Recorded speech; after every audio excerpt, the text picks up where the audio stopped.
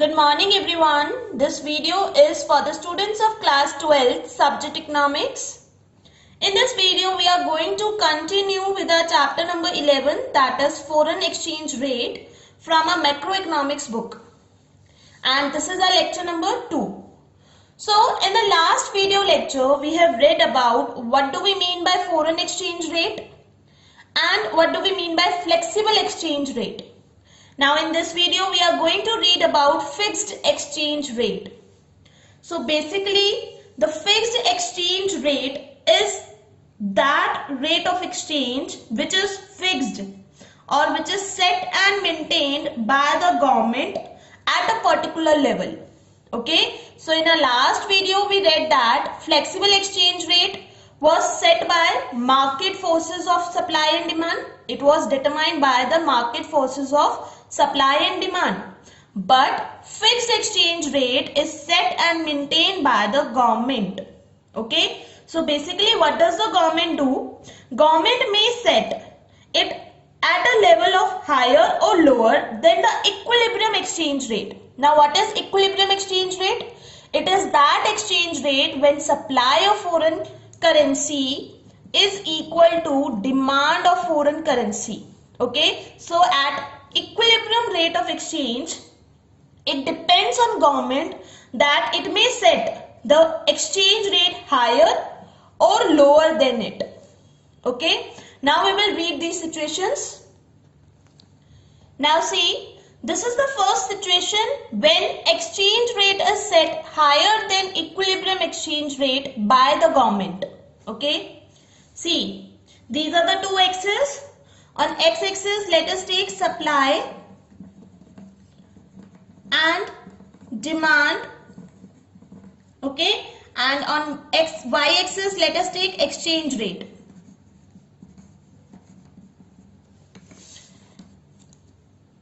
This is the demand curve for foreign exchange, that is downward sloping, and this is the supply curve for foreign exchange, that is upward sloping.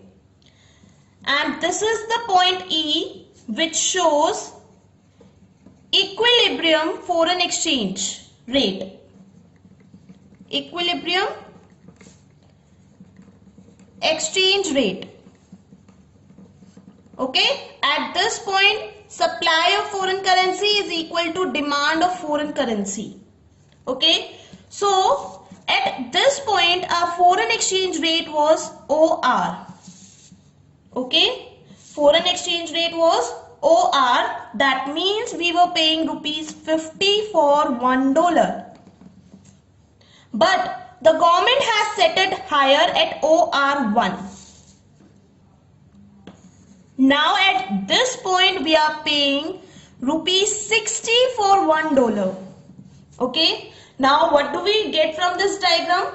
We saw that earlier we were paying only 50 rupees for $1. Now we are paying rupees 60 in exchange to $1. That means the value of our domestic currency is decreasing. Okay, now when there is decrease in the value of domestic currency, but it is deliberately done by the government, that is known as devaluation. Okay, now see, depreciation of domestic currency. Okay, depreciation of domestic currency means value of domestic currency reduces due to market forces of supply and demand. Okay, there is decrease in value of domestic currency but because of market forces of supply and demand. Whereas devaluation means there is decrease in value of domestic currency but it is deliberately done by the government. Okay, so this is the difference between depreciation and devaluation. Now have a look on implications of devaluation. Okay, that means when the government deliberately lowers the value, domestic value of the currency, now what happens? See, devaluation will lead to excess supply of foreign currency. See, when we read in the diagram that OR1 is the foreign exchange rate which is set by the government now. So this PQ, this shows that there is excess supply of foreign currency in the market. Okay. Now if there will be excess supply of foreign currency, then there will be fall in exchange rate. Okay, now if exchange rate will fall, that means now government will have to absorb the excess supply by the way of its own purchase. Okay, now when government will purchase the foreign currency, okay, from the international money market, then what will happen? The government reserves of forex, or we can say foreign currency, will rise. Okay, so these are the implications of devaluation. Now the next topic is when exchange rate is set lower than equilibrium exchange rate. Okay, now when the government deliberately set the exchange rate lower than the equilibrium exchange rate, then what will happen? See, this is the x-axis on which supply and demand of foreign exchange is shown, and this is the exchange rate of foreign currency, okay, and Indian rupee. Now see, this is the demand curve for foreign exchange, and this is the supply curve for foreign exchange, and E is the point of equilibrium exchange rate.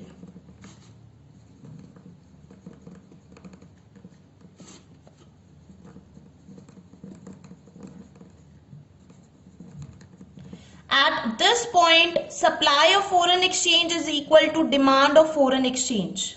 Okay, and the exchange rate is OR. That means the government is paying rupees 50 for $1. Okay, we are paying rupees 50 for $1. Now government deliberately lowers the fixed exchange rate. Okay, now government knowingly fixed the exchange rate lower than the equilibrium exchange rate. That means this OR1, and at this point we are paying rupees 40 for $1.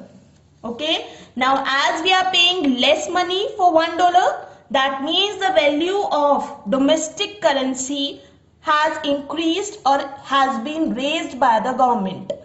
Okay, now have a look on appreciation and revaluation. So what do we mean by appreciation? Appreciation means when the value of domestic currency rises because of market forces of supply and demand, whereas revaluation means when the value of domestic currency is raised by government, okay, deliberately or knowingly by lowering the exchange rate. Okay, now what are the implications of revaluation? See,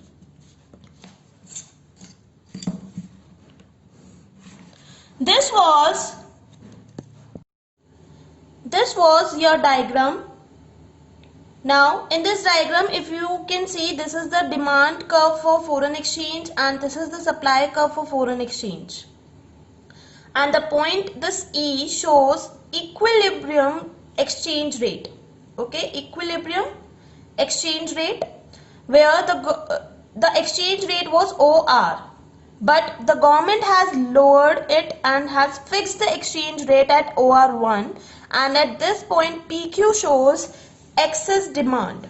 Okay, so when there is revaluation, there will be excess demand of foreign currency. If there will be excess demand of foreign currency, that means now government will have to release the supplies from its reserves of foreign exchange so that it can fulfill this excess demand. Okay, otherwise if the government will not release these supplies, then there may emerge a black market for the sale and purchase of dollars. Okay, so what are the implications of revaluation? That foreign exchange reserves will reduce. Now see, the next one is gold standard system of exchange rate. Okay, an old variant of fixed exchange rate system. Now what happens? Each country was to define value of its currency in terms of gold. Okay, means value of one currency in terms of other currency was fixed considering the gold value of each currency. See with the help of example.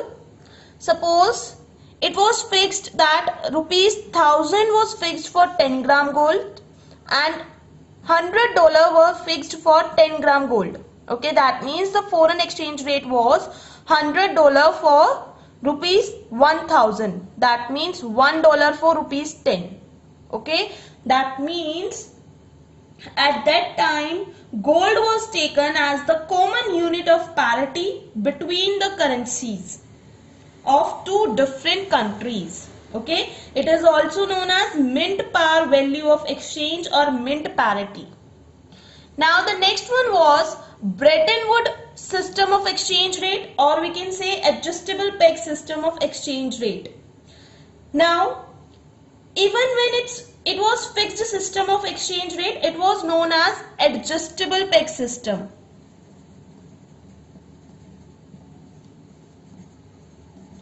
Okay, now what is this? See, different currencies were related to one currency, that is US dollar. Okay, means US dollar was given gold value at a fixed price. Okay, means the value of one currency in terms of US dollar ultimately implied the value of that currency in terms of gold. Okay, 1 US dollar means value of that currency in the terms of gold. Okay, see, value of $1 implies the value of that currency in terms of gold. That means gold continued to be ultimate unit of parity between two countries. Okay, but adjustment in this parity value of the currency was possible, but only if allowed by IMF, that is International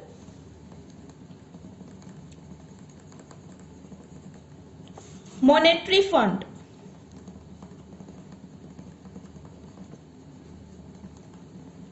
Okay, so that's all for today's video. So in today's video we have learnt about fixed exchange rate, okay, gold standard system of exchange rate and Bretton Woods system of exchange rate, or we can say adjustable peg system of exchange rate. Now your homework is you have to read page number 341 to 345 of your chapter number 11, that is foreign exchange, from your macroeconomics book.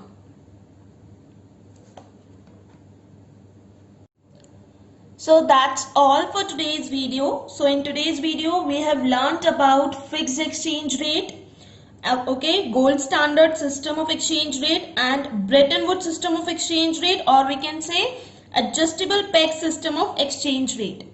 Now your homework is you have to read page number 341 to 345 of your chapter number 11, that is foreign exchange, from your macroeconomics book.